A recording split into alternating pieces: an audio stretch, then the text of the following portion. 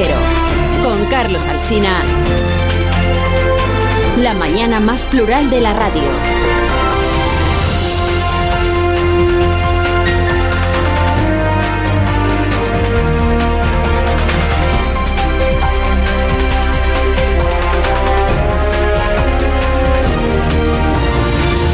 Desde ahora y hasta las 10 en punto de la mañana estamos aquí en tertulia con más de una opinión, más de un punto de vista, más de un asunto. Mirando hoy, por ejemplo, a Helsinki.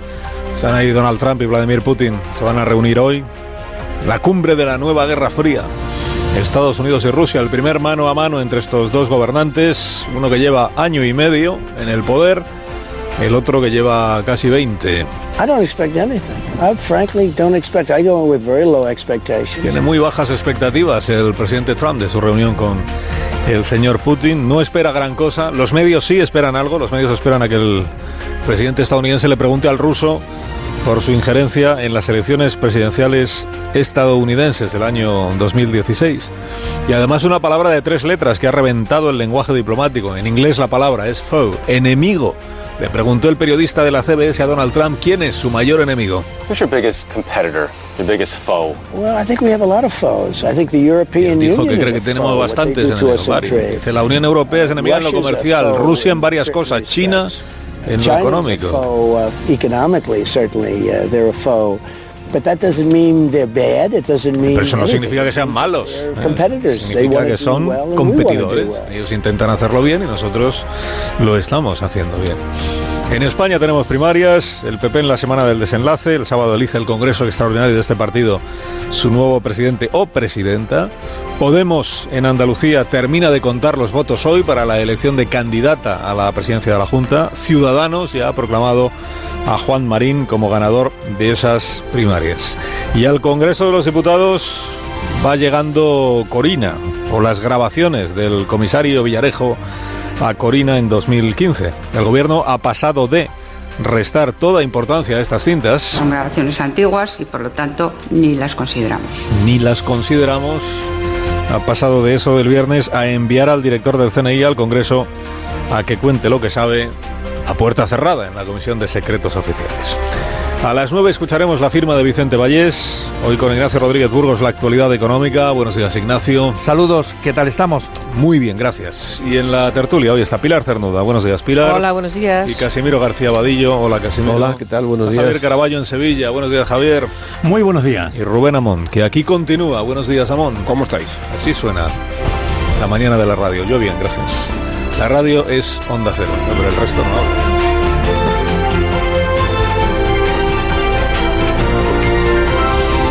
Con Carlos Alsina en Onda Cero, somos más de uno. ¿Y tú cómo estás, Fernando Onega? Buenos días. Depende con quién se me compare. Pues cuéntame entonces de qué no podemos dejar de hablar esta mañana.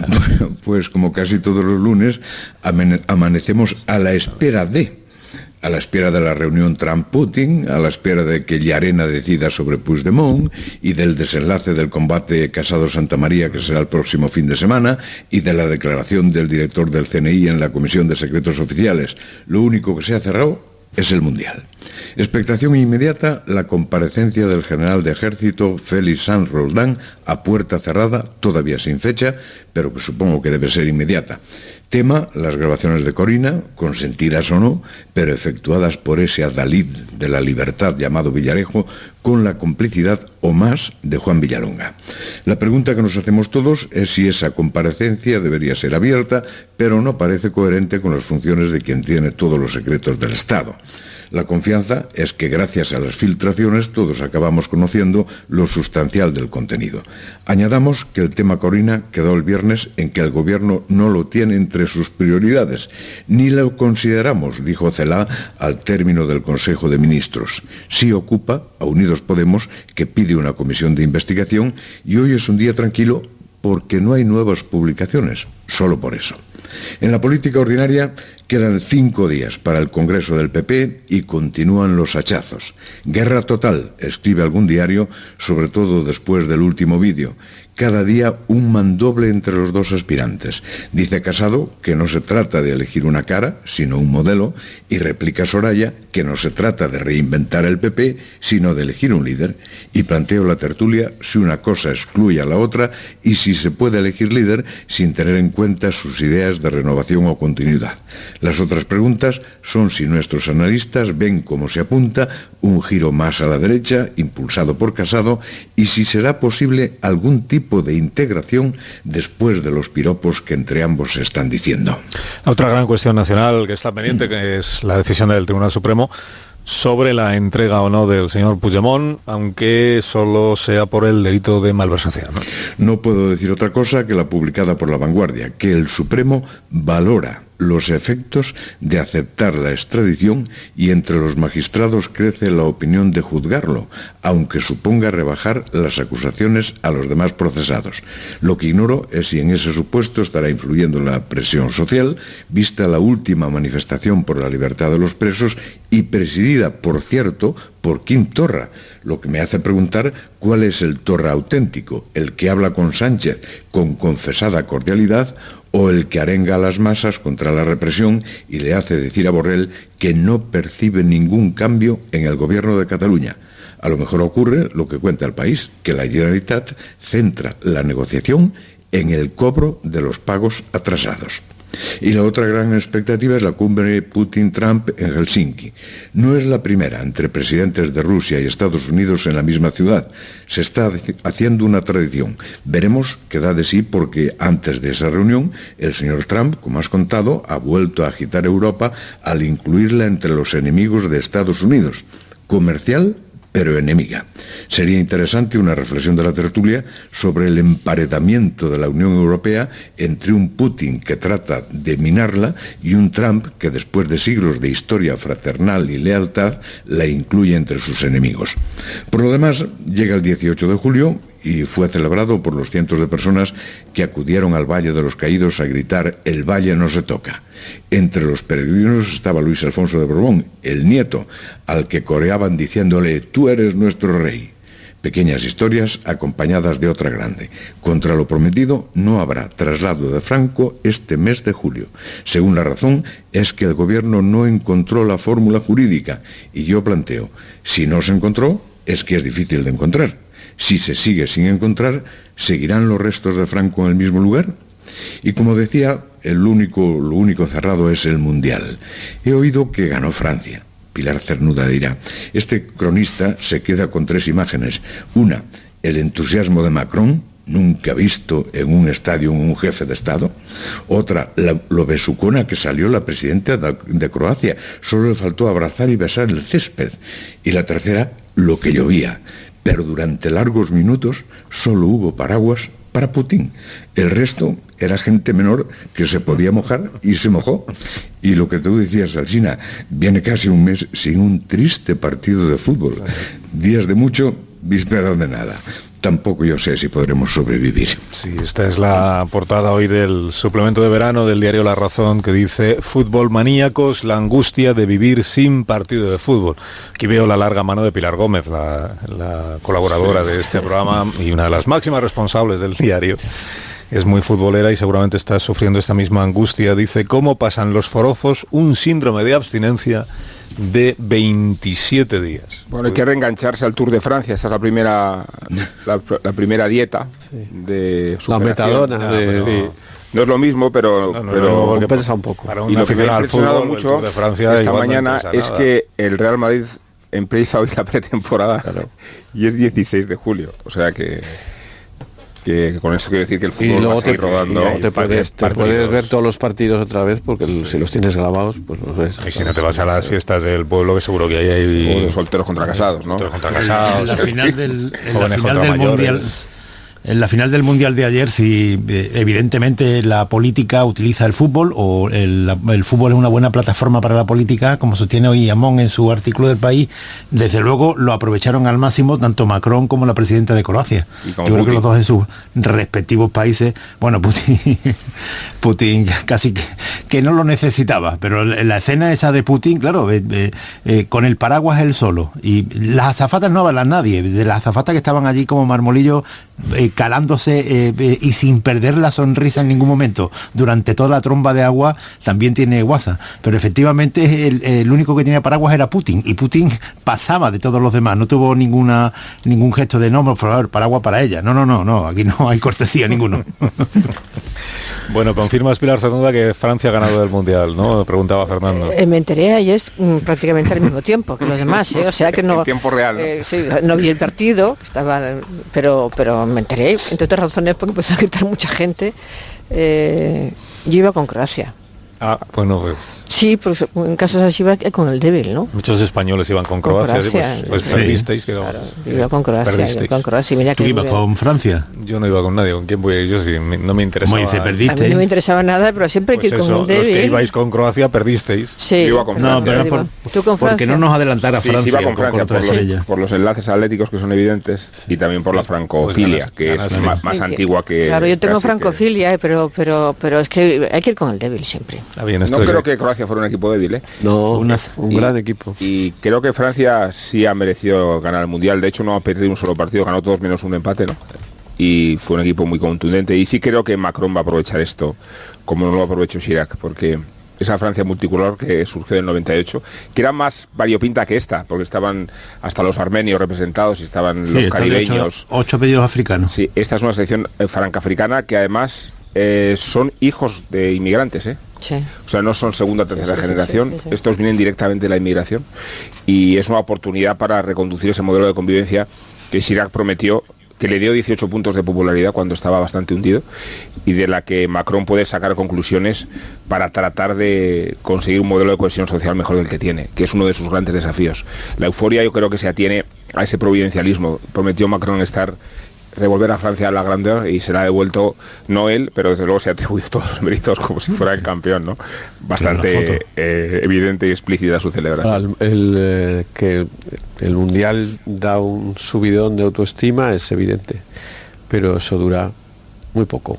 Hombre, muchísimo. Nosotros seguimos todavía en Sudáfrica. Bueno, sí, pero como Rubén está hablando de las consecuencias políticas, políticas, pues evidentemente sí, nosotros vamos a soñar con Sudáfrica mucho tiempo, pero bueno, acordaos en España, España gana en 2010 el Mundial, en plena recesión económica, y no salimos de la recesión, es decir, que eso que no se pueden esperar milagros. Yo sí que creo que se puede utilizar, tal vez, aunque es muy complicado hacerlo, pues para construir esa Francia del consenso, esa Francia multirracial, porque está claro quiénes han sido los protagonistas de este Mundial, ¿no? Está clarísimo. Sí, lo que pasa es que el personal no considera inmigrantes a los futbolistas, a las grandes estrellas no los considera inmigrantes. Ahí nunca ha habido ningún racismo, bueno, lo hay en los equipos de fútbol, pero la inmigración, yo no creo que los problemas que hay en Francia con la inmigración le caigan, desgraciadamente, por esta selección de 8 apellidos africanos. Puedes utilizarlo pues como una fórmula para decir, es que esta es la Francia, ¿no? Francia ya no es el país de hace 50 años, es una cosa completamente diferente, y no solo se vio en el terreno de juego, en la celebración, en los Campos Elíseos, había muchísima gente de origen africano, muchísima, o de origen magrebí, ¿no? Con la bandera francesa. Y eso yo creo que sí que hay que aprovecharlo. Ahora, ¿va a ser eso la solución? Evidentemente no. Pero bueno, Macron lo puede utilizar. Solo hay 5 futbolistas, 5, que tengan padres y madres francesas. El resto, incluidos por cierto Lloris y Lucas Hernández, hay jugadores españoles, hay un filipino, hay una extraordinaria variedad, es verdad, con predominio de africanos subsaharianos, más que magrebíes, que solo hay 2. Pero es que nos olvidamos que la alcaldesa de París es española, hija de inmigrantes españoles, y el que era primer ministro, Valls también, es decir, que Francia está viendo ahora las consecuencias de ser un país de promisión, ¿no? Dejadme que despida a Fernando Onega y ahora seguimos aquí nosotros hablando de fútbol. Pero despedino porque lo estés echando, ¿no? Sí, hoy sí. Hasta luego. Solo por hoy. Hasta mañana, Fernando, que hay que venir. Hasta mañana, buenos días. Adiós. A las 9 menos 13 minutos, una hora antes en las Islas Canarias. Estamos en tertulia con García Vadillo, con Cernuda, con Caraballo y con Amón. Y empiezo por plantearos, lo decía Fernando en su resumen de hace un instante, el tema Corina, o las grabaciones a Corina Larsson, una vez que ella no ha desmentido que sea su voz la que suena y que por tanto hayamos descubierto todos a la vez, bueno, todos menos Villarejo y Villalonga, que ya lo sabían, que Corina habla español con una fluidez verdaderamente encomiable, cosa que hasta ahora pues se mantenía en riguroso secreto, porque ella en público nunca había hablado castellano que se sepa. Pues ahora que ella no ha desmentido que sea la que habla en esas grabaciones, pues entonces lo que ahí se dice hay que atribuírselo a ella y hay que, pues habrá que ver si lo que dice es cierto o no lo es. El hecho de que ella fuera testaferro o testaferra de don Juan Carlos, ocultando así una parte del patrimonio del rey de antes en el extranjero. El general Sanz Roldán, como hemos contado ya, va a acudir al Congreso de los Diputados, ha solicitado ya la comparecencia en la Comisión de Secretos Oficiales y nos preguntábamos esta mañana a qué se debe o cómo valoráis el cambio de estrategia del Gobierno de España, que el viernes en el Consejo de Ministros decía no consideramos estas cintas porque son antiguas y porque afortunadamente no afectan al rey de ahora, y 48 horas después anuncia el mismo Gobierno que el general Sanz Roldán tiene interés en acudir al Parlamento a puerta cerrada, es verdad, Comisión de Secretos Oficiales, a contar lo que sabe sobre estas grabaciones, sobre el que las hizo, el comisario de las cloacas Villarejo, y sobre la información que él pueda tener y que pueda ser de interés para los grupos parlamentarios. ¿Quién empieza, Casimiro? Sí. Bueno, vamos a ver, lo que aparece en esas conversaciones en principio apunta a la comisión de varios delitos, delito de amenazas, presunto delito de amenazas, delito de fiscal, falsedad, en fin, hay es un compendio delictivo, ¿no?, esas grabaciones, y por lo tanto eso se tiene que investigar, ¿eh? La Fiscalía Anticorrupción tiene que investigarlo. Puede, hay un sumario abierto, ¿no?, que es el caso Tándem, por el que está en prisión el propio comisario Villarejo, pero bien puede ser abrir una pieza separada o bien abrir una nueva investigación, pero los delitos se tienen que investigar.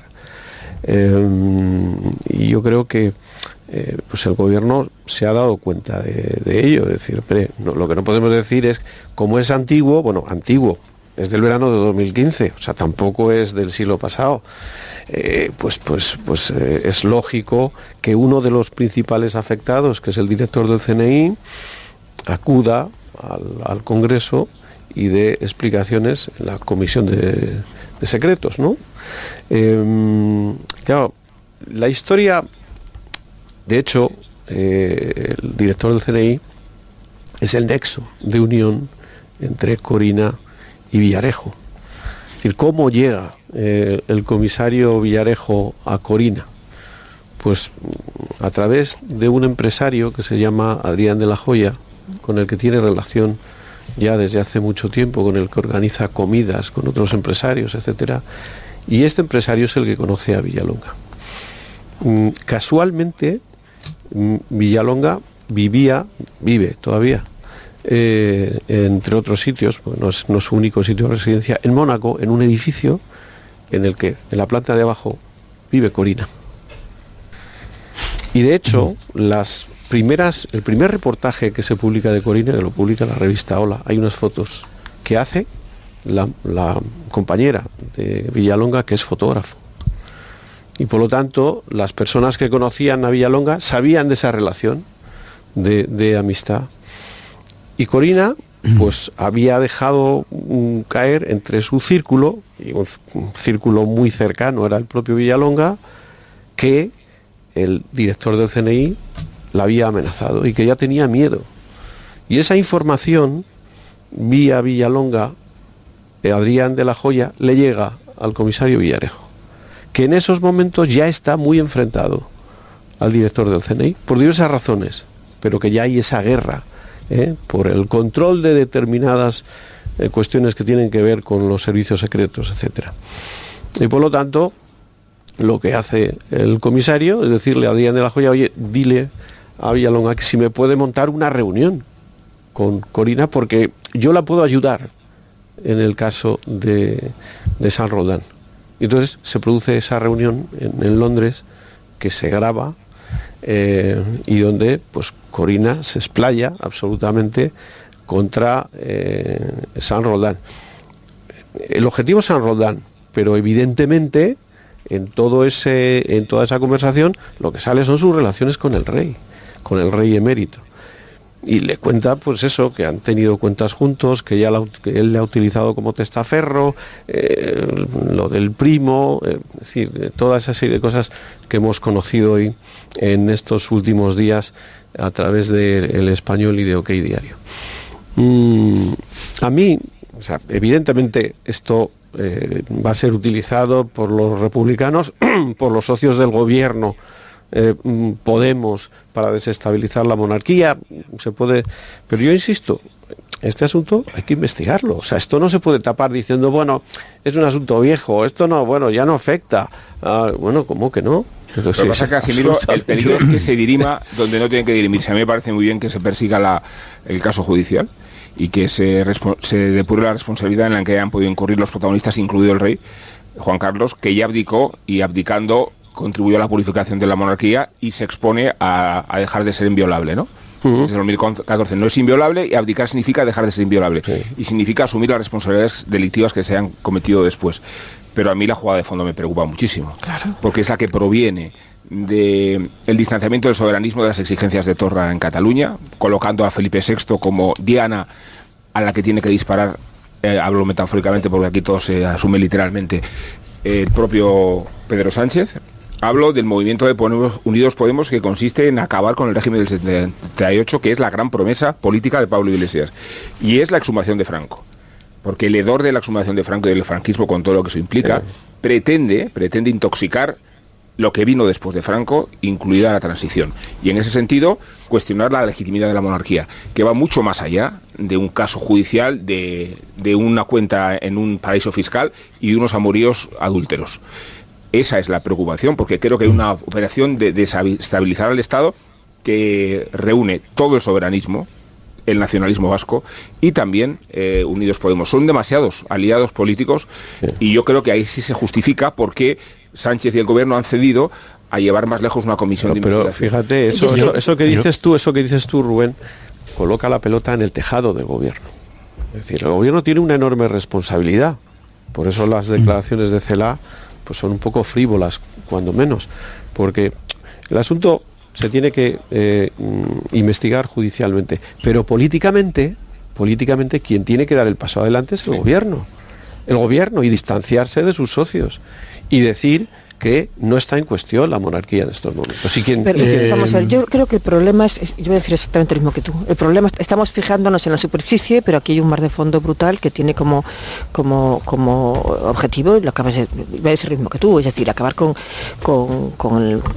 la España actual, es decir, con la España actual en la que hay una serie de partidos políticos, no solamente Podemos, que lo quieren es cargarse la historia de la España de la transición democrática, con todo lo que eso significa de ajuste de cuentas, ¿no? Y luego nos encontramos, primero, creo que efectivamente el rey Juan Carlos, hay que aclarar muchas cosas, ahí, él sin ninguna duda sabía qué riesgos asumía con la abdicación, lo sabía perfectamente, que mantenía el aforamiento pero no la inviolabilidad, y por tanto debe estar seguro de que las cosas no son tan escabrosas como dice Corina. Pero lo primero que tendríamos que intentar saber de esa comparecencia es si efectivamente el CNI tiene ya las pruebas de que esa conversación es tal cual, que es Corina, porque gente que ha hablado con ella en los últimos meses no reconocen su voz y dicen además un poco lo que decías uno de vosotros, ¿no? Que no tenía esa fluidez con el castellano. Pero luego de aquí, a mí me ha encantado el comisario Cloaca que decías tú a las 7 de la mañana y que lo he repetido, me parece, es decir, lo de Villarejo hiede por todas partes, pero a mí lo que me preocupa es este personaje absolutamente, terrorífico. A mí me da miedo, a mí ese sí que me da miedo. Cuando dice Corina que ella le da miedo, se siente amenazada por Sanz Roldán, no lo sé, pero yo desde luego sí me siento amenazada como española por Villarejo, por toda la cantidad de fechorías y de amenazas y la suciedad que es esparcido por todas partes, entre otros con gente de nuestro gremio. A los que tiene pillados, por cierto, a los que los tiene pillados también. Entonces, en muchos casos. Entonces, todo esto es verdaderamente muy miserable, muy infecto. vamos a ver qué cuentas se Roldán. No sé si nos enteraremos, porque es verdad que en el pasado llegaban hasta darnos cintas de lo que se decía dentro, y se peleaban los diputados para quedar mejor con nosotros. Yo recuerdo una comisión de secretos oficiales en que salieron 5 magnetófonos, porque ahora ya hay tú puedes hacer con un móvil, pero en aquella época tenías que meter una cassette y nos dejaban, ya no, nada, pero es que en aquella época tampoco dejaban pasar cassette, y había 5 cassettes y nos los distribuían ahí, hay gafas, ¿no? Con micrófono. Ahora ya en las 2 últimas comparecencias que ha habido no se dice absolutamente nada de nada. Además tienen el prurito de decir estamos en una comisión en la que tenemos una responsabilidad de no trascender nada. Pero me parece lo más importante es ver si efectivamente es ella, y luego el papelón de Villalonga. ¿Qué busca? Independientemente de que son íntimas amigas, efectivamente por su raíz en Mónaco, de la mujer de Villalonga con Corina, cómo se han apoyado la una a la otra, promocionándose como fotógrafo, la otra para dar pie a todas las declaraciones que quería hacer, y luego todo este mundillo de Mónaco, con Corina asesorando a la mujer del príncipe de Mónaco. Es decir, todo es sucio, todo es desagradable, todo es bastante infecto, y a ver qué pasa aquí con todo lo que estamos Caraballo. viendo, ¿no? Empezaré por lo que planteaba al principio, la reacción del gobierno. ¿Por qué la ministra portavoz dice esto de afortunadamente? Porque yo creo que el gobierno, tanto este como el anterior, lo que hace ante estos casos es aplicar el argumentario contra la corrupción de los partidos políticos, que consiste en decir, primero dejar de hablar de la gente por su nombre y comenzar a decir esta persona, y luego decir que ya no pertenece a su partido político. Es lo que se le ha aplicado al rey don Juan Carlos. Esta persona ya no pertenece ya no está en el ámbito, ya no es rey, abdicó, y esto es lo que ha hecho. Lo que ocurre es que de forma inmediata yo creo que el presidente Pedro Sánchez o la ministra de Defensa se dan cuenta que esto trasciende mucho más, porque el escándalo, el rey Felipe VI puede explicar o puede superar un escándalo de corrupción de su cuñado, Urdangarín, porque no es de la pata negra de la Casa Real. Pero esto no es lo mismo que Urdangarín. Un escándalo de corrupción que afecte al rey Juan Carlos afecta directamente a la corona, no es Urdangarín. Y esta es la diferencia fundamental. Por eso yo creo que se dan cuenta que no se podía quedar con el argumentario político de afortunadamente esta persona, sino que hay que dar explicaciones. Y ahí viene la comparecencia del CNI. Yo creo que en este caso, a pesar de las repercusiones políticas que pueda tener en España y que afecten a la Casa Real, desde luego el mismo trato que en todas las sospechas de corrupción. Hay que aclararlo, y si los tribunales tienen que entrar, pues desde luego hasta el fondo. Otra cosa es que en paralelo analicemos la forma de proceder en España de este tipo de escándalos. Esto viene de una cloaca, como tú lo has definido antes, de comisarios que utilizan grabaciones ilegales para chantaje. Una banda que está actualmente, el propio Villarejo está en la cárcel. Están muchos de ellos procesados por escándalos parecidos. Cogen grabaciones, hacen grabaciones a gente y luego se dedican a actividades criminales por las que están siendo procesados comisarios de policía, que tiene WhatsApp. Estas grabaciones siempre terminan en los medios de comunicación, en algún medio de comunicación, que también tendríamos que verlo. O sea, a ti no te importa que esto venga de una cloaca, de gente que está en las cárceles, y tú lo publicas exactamente igual. Pues se publica, en España se publica, y no hay ningún medio que diga, oiga, yo por aquí no entro. Se entra. Y luego, cuando eso se publica, una cloaca de medios de comunicación que lo publican sin mirar las consecuencias, siempre hay partidos políticos que dicen, esta es la mía, me voy a cargar la corona. Entonces, es que es espectacular. Cogido desde el principio, aquí nadie actúa con ningún tipo de responsabilidad sobre su deontología profesional y por supuesto menos política, y se forman escándalos paralelos que a mí me parece que son muy peligrosos en una democracia. Yo digo que cuando se desentierren a Franco se va a cuestionar la legitimidad de la monarquía. Y ese va a ser el punto de apoyo emocional político sentimental que va a aprovechar Podemos, porque lo tiene garantizado en su programa electoral, porque no dejan de decir que el régimen del 78 hay que derrocarlo. Ahí viene el gran problema.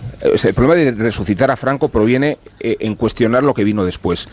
precisamente... Si a mí, Rubén, me parece muy bien que se cuestione la monarquía. Aquí se puede utilizar todo. Claro, vamos a ver, se podrá cuestionar la monarquía, pero el partido que está en el gobierno tendrá que sustraerse a esa presión y si lo hace, si no, asumir políticamente lo que significa. Si Pedro Sánchez dice mañana que él es republicano, pero que además de ser republicano está convencido de que tiene que cambiarse nuestra monarquía parlamentaria, que lo haga y que lo lleve en un programa electoral, pero no porque sea el chantaje de su precariedad parlamentaria.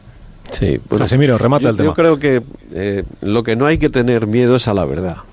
Y por lo tanto, una sociedad democrática tiene que estar preparada para este tipo de eventualidades. Porque un poco los que conocíamos algo de estos asuntos, pues lo que ha salido ahora no nos ha sorprendido. Pero evidentemente esta mancha de sospecha pues ahora se ha extendido por toda la sociedad y es un arma en manos de los partidos que quieren cambiar de régimen y la van a utilizar y efectivamente, como dice Rubén, pues aprovecharán la imagen de la exhumación para reavivar todo esto. Pero yo creo que aquí se da por hecho varias cosas de las que yo tengo mis dudas. Por ejemplo, Villarejo es el que ha filtrado. Lo dudo. ¿Por qué? Pues porque, bueno, sí, pero yo de sus desmentidos no me los creo, pero Javier, pero sí que hay una cosa que le beneficia. Es decir, Villarejo está en la cárcel, investigado por delitos de blanqueo, etcétera, etcétera. ¿Pensáis alguien piensa que Villarejo creía que filtrando esto a los medios de comunicación la Fiscalía iba a pedir su puesta en libertad? Pero hace falta estar loco para pensar que la Fiscalía va a pedir la puesta en libertad de Villarejo una vez que estas informaciones han salido. Todo lo contrario, esto complica muchísimo el futuro penal de Villarejo. Por tanto, yo pondría dudas, no lo tengo claro, no lo sé, pero sí que yo no daría por hecho que Villarejo es el responsable. Y luego, cuando hablamos de cloacas, pues claro que es una cloaca, pero ¿qué estado no tiene cloacas? Es que en Francia no hay cloacas, en Italia, en Alemania, en Reino Unido no hay cloacas.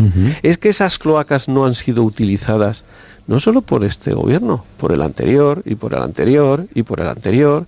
¿Quién está defendiendo a uno de los comisarios detenidos, a García Castaño? ¿Quién le está defendiendo? ¿El juez Garzón? El ex juez Garzón. Amigo de Villarejo.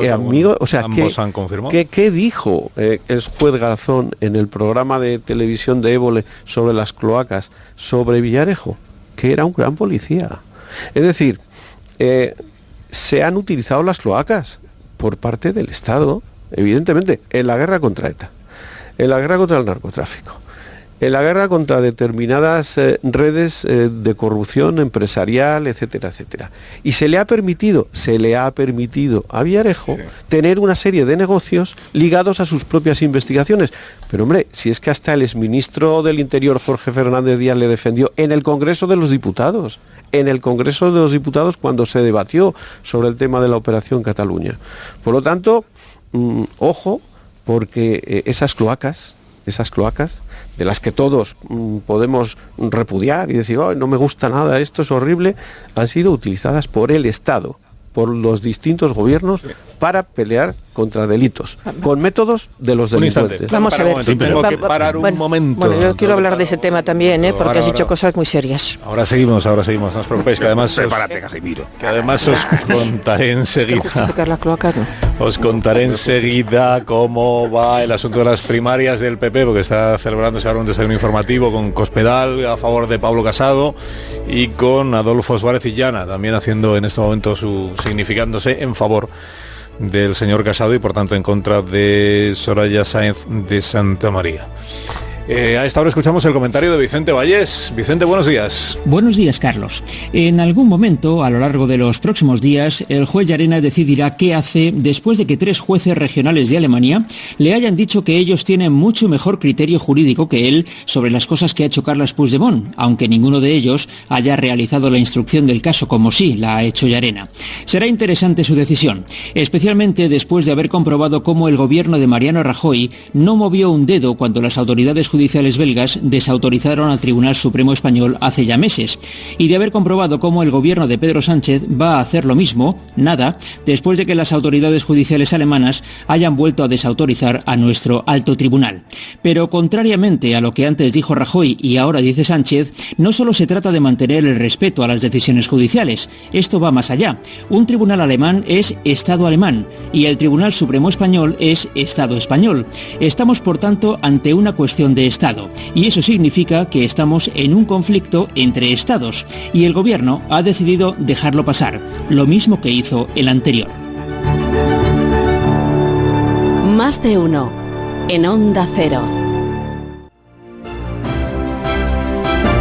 Pilar Cernuda de réplica a lo que dijo Casimiro García Vadillo. Dejadme que le pregunte a Manuel Pecino, que está cubriendo informativamente este desayuno informativo en Madrid, si podemos confirmar ya que Cospedal va con Pablo Casado, qué sorpresa, y si ha iniciado ya su intervención Adolfo Suárez Illana, que es quien presenta en este desayuno informativo a Pablo Casado y por tanto también se significa en su favor. Manuel Pecino, buenos días. Buenos días, así es. Casado ha llegado hace escasos minutos al Palace, donde ofrece este desayuno informativo que acaba de comenzar hace 2 minutos, y ha llegado seguido de María Dolores de Cospedal, quien claramente ha mostrado su apoyo a Pablo Casado, que cree que es el ideal para luchar por España. Hoy el Partido Popular y nosotros tenemos que ofrecer a nuestros militantes y a nuestros votantes un proyecto ilusionante y un proyecto de futuro. Y creo que un Partido Popular fuerte y unido y un Partido Popular con convicciones tiene que estar preparado, y tenemos que estar preparados para luchar por España y por los españoles. Y creo que Pablo Casado puede ser para ello una magnífica opción, y vamos a escucharlo. De esta manera ha querido Cospedal declarar su afición, su preferencia por Pablo Casado para que sea el próximo presidente del Partido Popular. Cospedal que ahora ve como un gran candidato a Pablo Casado. Ya lo de la sombra de Aznar se le ha olvidado a la secretaria. Es que es tremendo cómo intervienen aquí las filias y las fobias, sobre todo personales. No las fobias.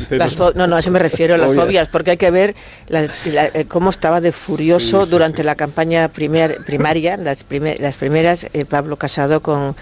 denunciando lo que decía Cospedal de él, ¿no? Sus vinculaciones con Aznar y toda aquella, pero en fin. Me parecía bastante aznarista, pero en comparación con Soraya, no es gran cosa. Bueno, antes Pilar Cernuda se quedó con ganas de responder a... Bueno, no replicar, Casimiro. Pero en fin, vamos a ver, yo creo que las cloacas del Estado... replicar, bueno, sí, no, yo quiero hacer alguna consideración. Primero, las cloacas del Estado han sido siempre, pero son otro tipo de cloacas, yo creo que son otro tipo de cloacas. Yo creo que y diferenciar lo que es luchar contra el narcotráfico, contra el terrorismo, a través de infiltraciones, a través de pagar a gente que está dentro, todo eso es algo que bueno, más o menos se sabe, se conoce, incluso a veces se justifica, sobre todo cuando son contra mafias o contra terrorismo, ¿no?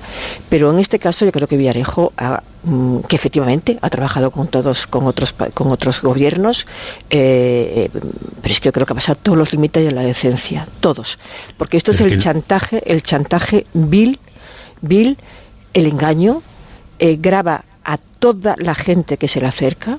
Él mismo ha reconocido a través de sus canales de información que han dado la transcripción de las cintas, que están hechas con un micrófono que llevaba en la solapa, un micrófono que llevaba en la solapa, cosa que yo no sé si Villalonga y Corina sabían que estaban siendo grabados, pero siempre, sobre todo, ha habido chantaje a la gente. Es que todos...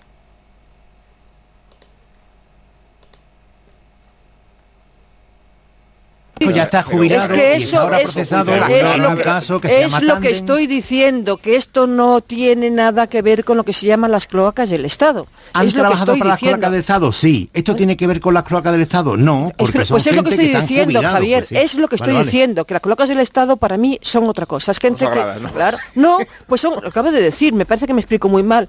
Es decir, cuando tú luchas para intentar desarticular el terrorismo, la mafia, el narcotráfico, es algo que está socialmente y políticamente admitido. Cuando tú estás utilizando chantaje a todo tipo de gente, y no me refiero solamente al rey Juan Carlos, tiene a media profesión periodística absolutamente pillada, compañeros nuestros, y que le pagan con esto. dando pie a las informaciones que él les ha suministrado en el pasado. Yo no sé si les ha filtrado ahora o no les ha filtrado ahora, pero desde luego en el momento de él es quien pone esto a disposición de los medios de comunicación, me imagino que antes de entrar en prisión. Es un tipo absolutamente infecto. Y no se puede comparar a Villarejo con quienes han luchado en las cloacas del Estado buscando el bien del Estado. Acuérdate cómo han sido algunas cloacas del Estado luchando contra el terrorismo.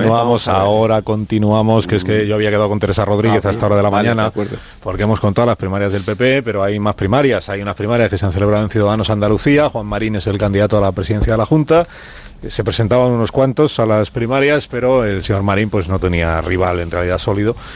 Y hay primarias en Podemos Andalucía para elegir también candidata a la presidencia de la Junta en las próximas elecciones autonómicas. Hoy se van a conocer los resultados y digamos que la candidata con más posibilidades de ganar, entiendo yo, es Teresa Rodríguez, que es la actual coordinadora y portavoz en el Parlamento Autonómico Andaluz. Señora Rodríguez, buenos días. Buenos días, Carlos, ¿qué tal? Buenos días, bien. Que digo yo que usted es en mi opinión es la favorita para ganar, pero en el caso de que usted perdiera las primarias, ¿qué pasaría? ¿Qué haría con su vida? Bueno, pues seguiría haciendo política como llevo haciendo desde que tengo uso de razón, no necesariamente con un sueldo. Nosotros tenemos una limitación en lo que el ejercicio de la política como dedicación exclusiva. Y seguiría luchando allá donde estuviera. He estado siendo docente pues en la Marea Verde, siendo estudiante en el movimiento estudiantil, es decir, para nosotros la política es mucho más que estar en primera fila. Y luego, por otro lado, pues tampoco tiene por qué darse por entendido quién va a ganar, porque las primarias en Andalucía, yo calculo, y me arriesgo a hacer esa aproximación, van a tener, creo que hasta casi 10 veces más participación en el caso de Podemos que en el caso de Ciudadanos, es decir, más personas participando de esa votación. Creo que hemos cogido la sana costumbre de participar en los procesos de primarias, de implicarnos en los debates. Estoy orgullosa de esos procesos que llevamos a cabo en Podemos y por tanto los resultados también son más impredecibles. Es verdad que en Podemos hay mucha más tradición y mucha más participación que en las primarias de Ciudadanos y que en las primarias del Partido Popular, que estamos contando también esta semana. En el caso pero van también aprendiendo de las buenas costumbres, Carlos, y eso también es sano. Yo creo que eso es un cambio en este país para el resto de fuerzas políticas. No somos los primeros en hacer primarias, evidentemente, ni lo hemos inventado todo, pero creo que ahora es difícil dirigirse a la sociedad española con listas que no hayan pasado al menos por el escrutinio de sus propias bases. Uh-huh. En el caso de que usted gane y sea candidata a la presidencia de la Junta, ¿será una buena noticia para Izquierda Unida? ¿Usted está por darle más cancha en las candidaturas de las próximas autonómicas a Izquierda Unida que su rival en estas primarias, la señora Franco? Nosotros hemos hecho la reflexión de que en Andalucía Izquierda Unida es una fuerza política con mucho más arraigo que en el resto del país. En Andalucía tienen 800 candidaturas municipales, 80 alcaldías, 250.000 votos.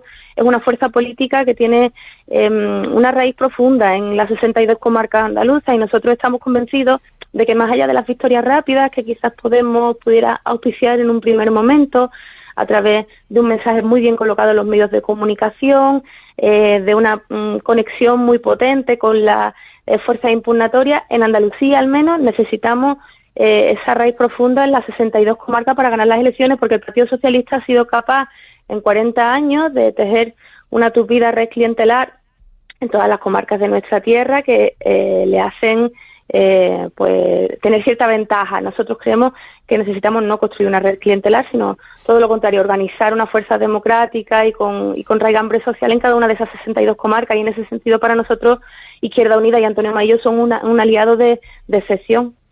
¿Usted aspira a convertir Podemos Andalucía? ¿Su idea es que sea algo más parecido a las mareas en Galicia o a En Común en Cataluña, que lo que sería ser simplemente la marca de Podemos en un territorio como es Andalucía?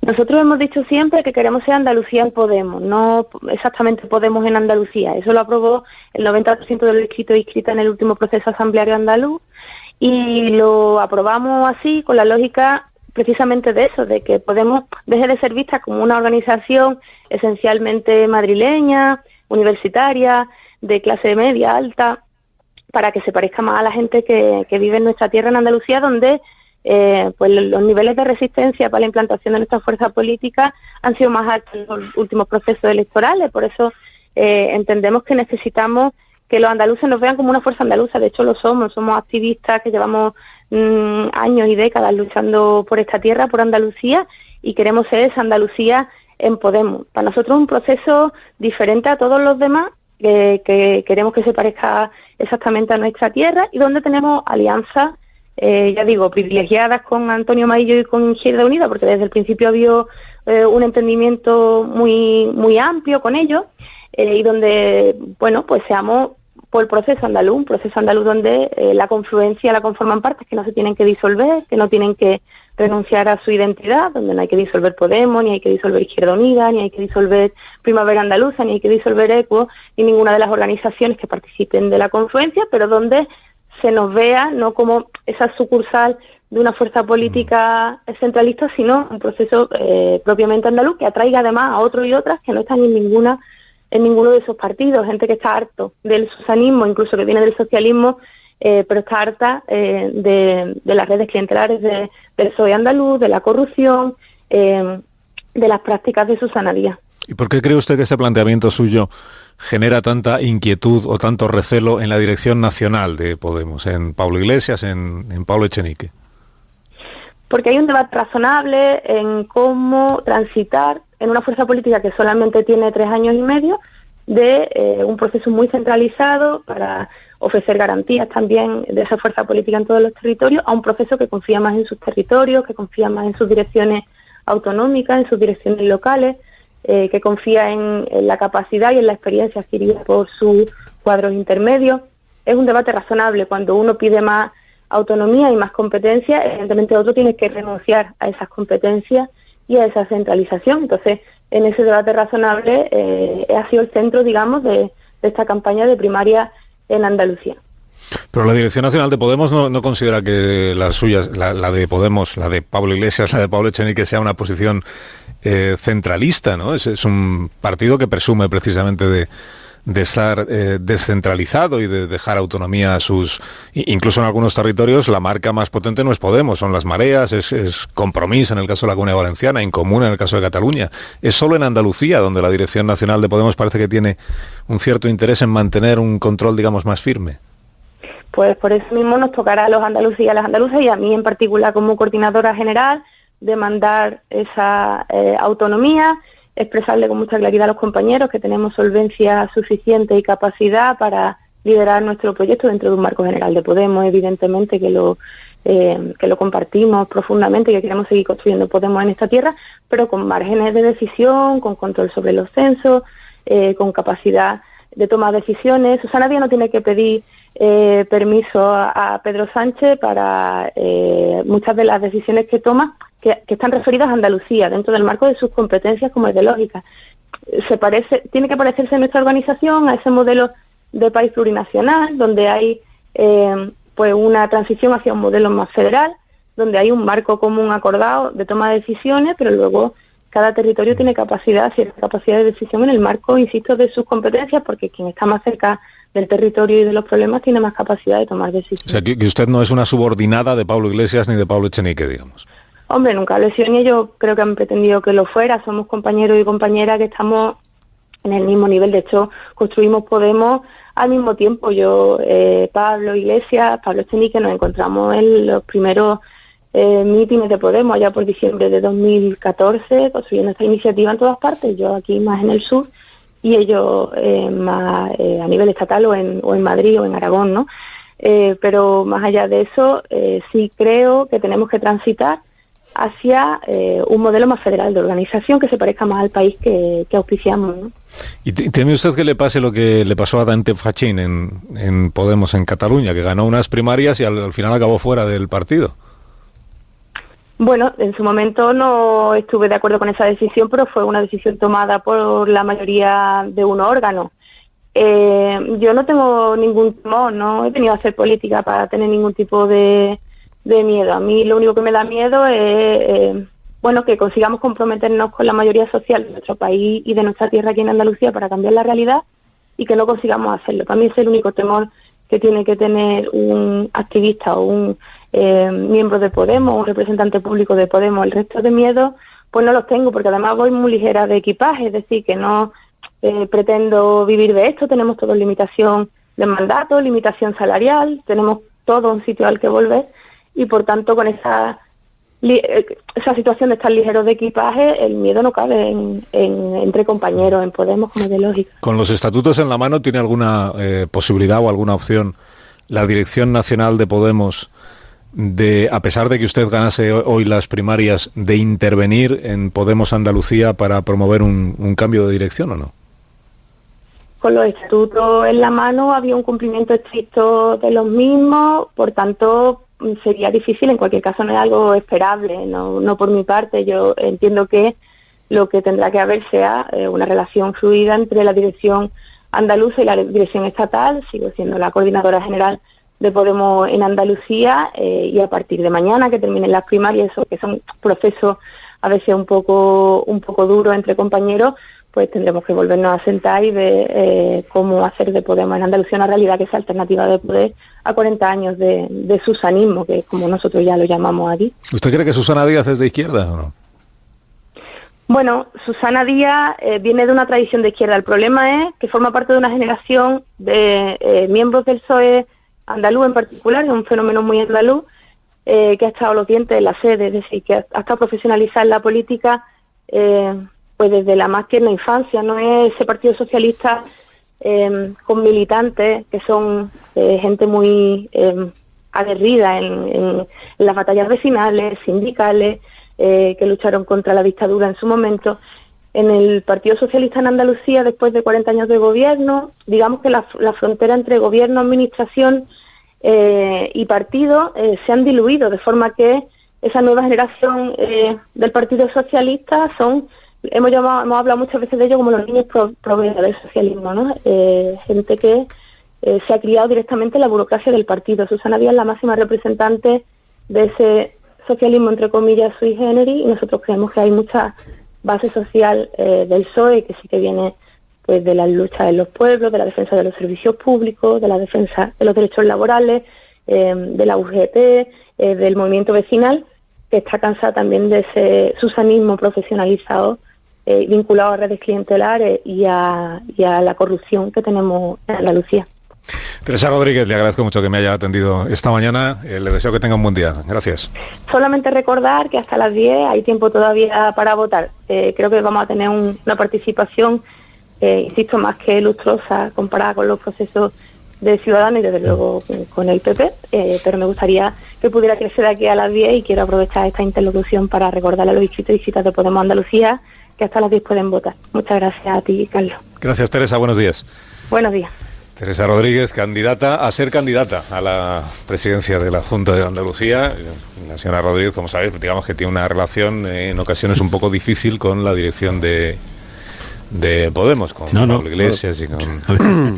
Es que la tensión en Podemos es lo que sorprende, porque en unas primarias como esta, las cosas que se han llegado a decir entre Teresa Rodríguez y Isabel Franco, que es la candidata de Pablo Iglesias, pues no parece normal, porque vamos a ver, entre las cosas que Teresa Rodríguez le ha reprochado al sector oficialista de Podemos, de Pablo Iglesias, es que a Echenique, por ejemplo, un documento que se filtró diciendo que se estaban inventando documentos, que había traspasado toda la línea roja, les ha acusado de acosarla a ella en las redes sociales con una campaña de insultos, ha dicho que la dirección de Podemos trata a las direcciones regionales como sin respetarle, que va marcando a la gente por sus ideas, como hacían los nazis.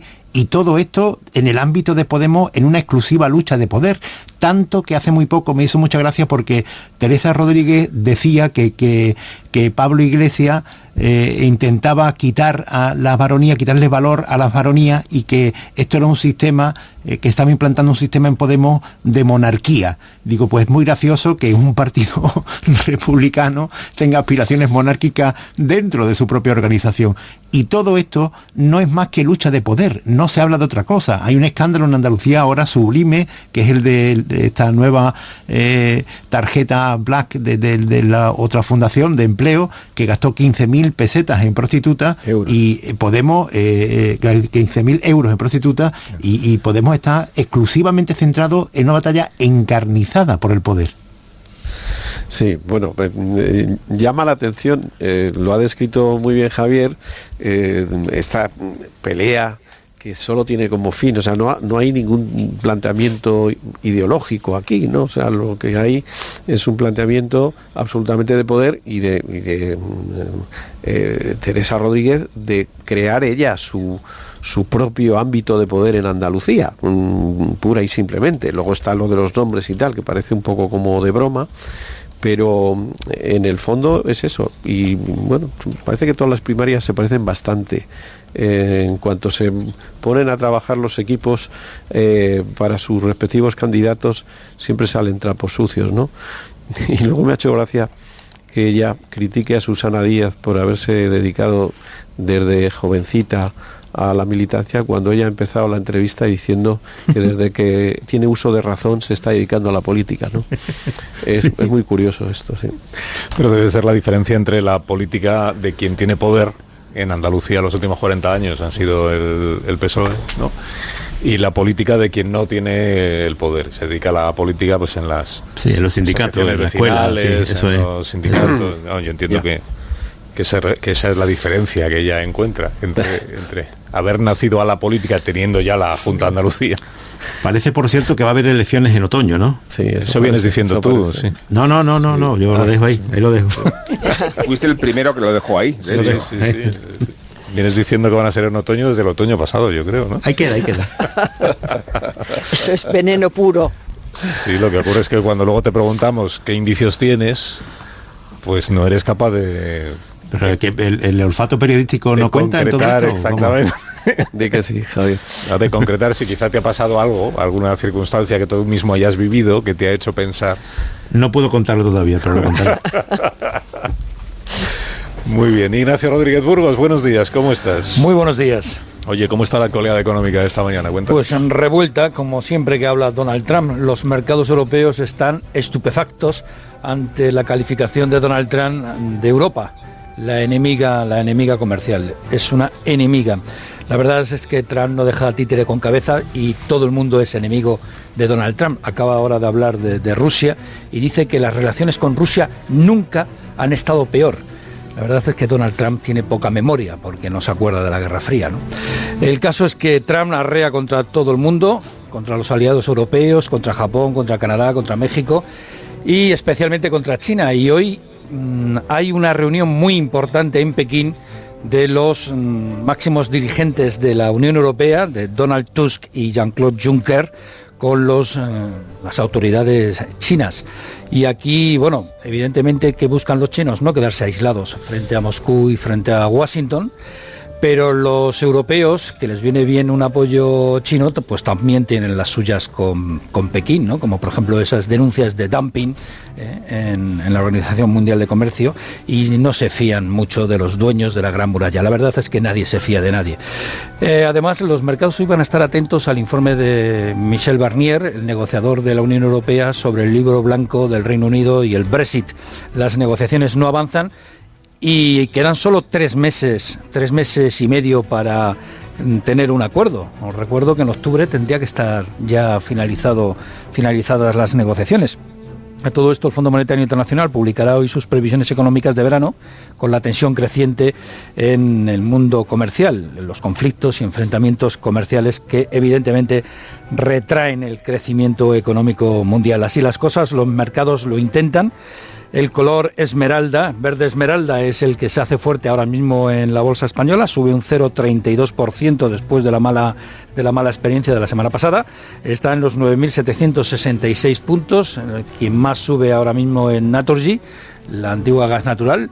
También sube Amadeus, IAG, ACS, en la parte baja Dia, Arcelor, BBVA son las que más caen. Esto cuando Blackstone quiere culminar hoy la OPA sobre Hispania, de tal manera que este fondo de inversión se va a convertir en el mayor dueño de hoteles de este país. Y este lunes, os lo recuerdo, ha comenzado hace media hora, desde las 9 de la mañana, ese descuento del 75% para los residentes en las islas, en los vuelos a la península. Hasta luego, Ignacio. Hasta ahora. Que tengas muy buen día. Son las 10 menos 23 minutos, una hora menos en las Islas Canarias. Un instante, ahora mismo continuamos. No hay que preocuparse de falta de vocación política en España porque eso no existe. Juan Ramón Lucas, buenos días. Muy buenos días. Siento tapar el discurso de Caravaggio. No, el de Casimiro, que iba a iniciar ahora. Ah, bueno, Casimiro estaba lanzado, pero... nada, yo voy rapidito, porque hoy me habéis dejado el tema con los oyentes bastante en bandeja, ¿no? Es el Mundial... con todas las vertientes que los oyentes quieran. Por una parte, ese desierto futbolístico de muchos aficionados, que a ver cómo lo suplen, y luego esa particularidad de la, llamémosle, multiculturalidad, ¿no? Esta mañana ya he visto por ahí algunos tweets que le subrayaban a Le Pen o a los votantes franceses de Le Pen el hecho de que la mayoría, la inmensa mayoría de los jugadores son hijos de migrantes o directamente inmigrantes, ¿no?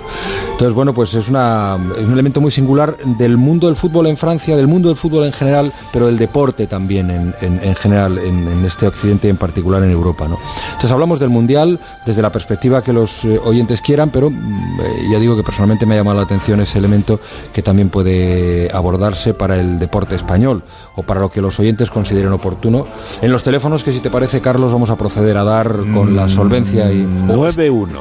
Espera un momento, está por ahí Begoña. Que os di que no. No, Begoña no. Ha vuelto 5 minutos y se ha vuelto a ir. Se ha arrepentido. Se ha vuelto. Ah, no, que ya está desayunando. O sea, bien. Ha trabajado 10 minutos y se ha bajado a desayunar. Se ha agotado, claro, es normal. Lleva ahí... Está entrando ahora mismo desde la cafetería, la línea que tenemos con Begoña. La cafetería. De la cafetería, sí. Qué alegría verte. Bueno, verte no sentirte. Y a mí también me Qué bien gusta. que estés en el... Vas a estar luego a partir de las 10:05 con los oyentes, ¿no? Sí. Si sube de la cafetería, sí, porque... Sí, claro. Mira cómo se oye de fondo la gente que está ahora tomando café ahí abajo. O sea, esta es una conexión en directo con la unidad móvil de la cafetería con la que has bajado. La línea microfónica de la cafetería. Suena bien, ¿eh? Lo de la móvil, qué viejuno es lo de la móvil. No se han hecho programas desde esa línea microfónica clandestinamente ni nada. Bueno, pues nada, entonces vamos a dar los teléfonos. 9142625 99. Y el 34, que es el del WhatsApp. Y el 34 es el que empieza por 6, ¿no? Ya no me acuerdo. 6. ¿Cómo no te vas a acordar tú, Begoña? A mí se me ha olvidado todo ya. 609. ¿60 seguro? Sí, 609 83 10 34, sí. Sí, ¿no? Sí, yo creo que 83 10 34. Es igual si que usted llama hace un mes, desde fuera de España, algunas cosas no cambian. Tiene que poner el más 34. El más 34, desde fuera de España. A ver si pueden. El micrófono ambiente de la cafetería está un poco alto. Sí, déjalo, cerramos la conexión ya. Mejor, Carlos. No, porque Begoña, si no va a aparecer más en el programa. No se le va a atragantar la magdalena. Ten en cuenta que viene con una actitud, digamos, muy de relax todavía. Mucho. Entonces, ella puede hacer pequeñas intervenciones sin moverse de la cafetería. Si me dejáis, sigo, sin que se agote. Sí, por favor. Con la cafetería. Bueno, hasta las 10:05 yo creo que sí. Traga sobre todo. Venga. Muy bien. Hala, pues hasta dentro un ratito. Está bueno este croissant. Marisol, buenos días. Buenos días. ¿Cómo estás? Bien, debería haber periodos de estos de adaptación, como los niños cuando empiezan el colegio, que el primer día van 2 horas, La guarde. van 3 horas, exacto. El cuarto van para ir progresivamente. Pues no. Pues lo mismo debería ser en el trabajo. Pues no hay de eso. Y para empezar las vacaciones tampoco, por ejemplo, hacer mañana 1 hora menos, el siguiente otra hora menos y ya no venir. Algo progresivo. De verdad que vuestro amor por el trabajo es encomiable. Sí. Hay que ver qué ganas de escaqueo tiene aquí el personal. ¿Puede repartir unos Callahan Sí, a por estas favor. personas o es mucho esfuerzo para ti? No es mucho esfuerzo. Para empezar bien la semana con buen pie, con el zapato más cómodo del mundo, con los Callahan, que son tan cómodos porque en Callahan somos auténticos artesanos del calzado y verdaderos apasionados por la tecnología, diseño y tecnología a los pies del confort, fabricados en España por expertos artesanos y con la última tecnología para caminar, a la venta en las mejores zapaterías y también en Callahan.es. Callahan Adaptation, se adapta al pie y se adapta a ti. Pues hasta aquí ha llegado la tertulia de hoy. Casimiro, que tengas buen día. Gracias. Adiós, Pilar Cernuda, hasta Adiós. el próximo día. Adiós, Javier Caraballo. Muy buenos días. Adiós, Rubén Amón. Hasta mañana. Hasta mañana. Hasta mañana, que hay que venir todos y a primerísima hora. Vamos camino de las 10. Las 9 en Canarias. Ahora seguimos.